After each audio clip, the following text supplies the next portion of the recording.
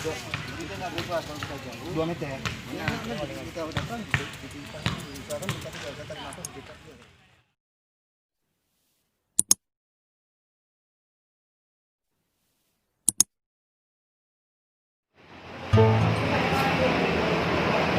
Pemain lagi main skater. Nah, pemain skater. Nah. Lagi diskusi. Serius. Nah.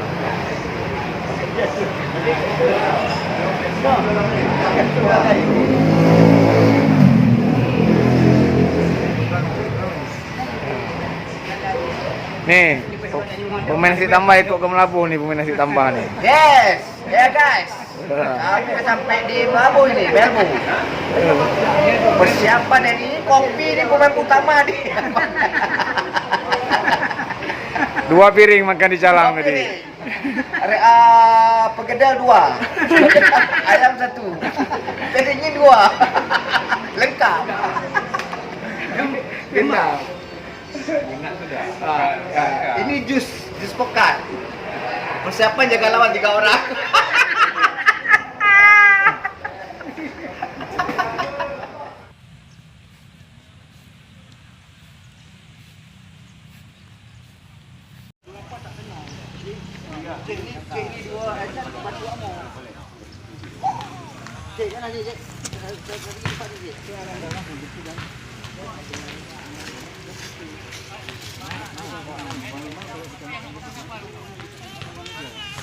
Kita nggak bebas kalau kita jauh. 2 meter.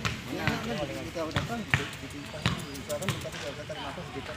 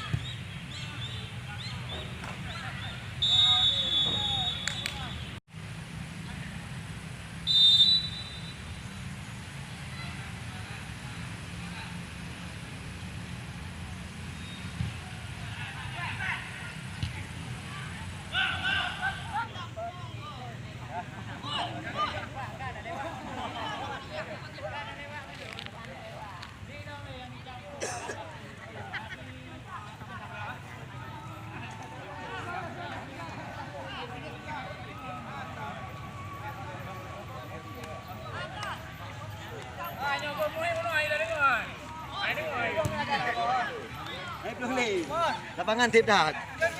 Alah, hemat dong. Oke. 2-2. Oke.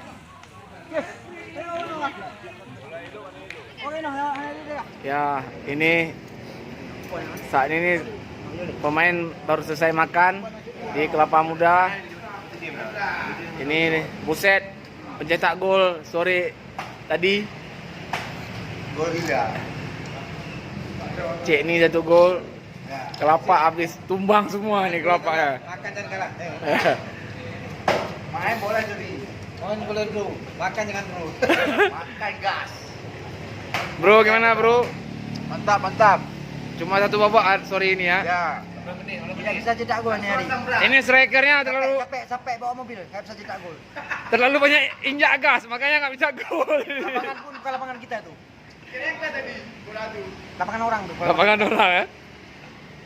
Abi, gimana jadi hasil sore ini? Alhamdulillah dengan sebuah keyakinan memang dari Aceh besar kita memang target kita cuma menjaga lawan kita ke depan kita Jaga langganan.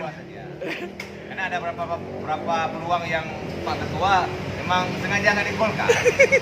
Mafia. Ke depan kita evaluasi menurut Ketua. Nah, Dua. Kalau le. Kan lo. ya. Ya. Lagi.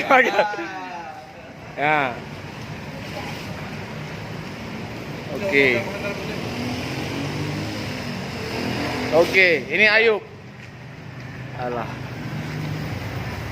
Nyanyak cedera dia tadi. Makan kelapa. Tolong wawancara striker bergedel.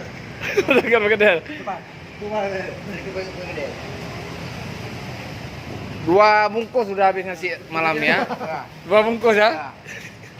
Kelapa berapa? Lapar. Apa? Pemain tambah. Oke.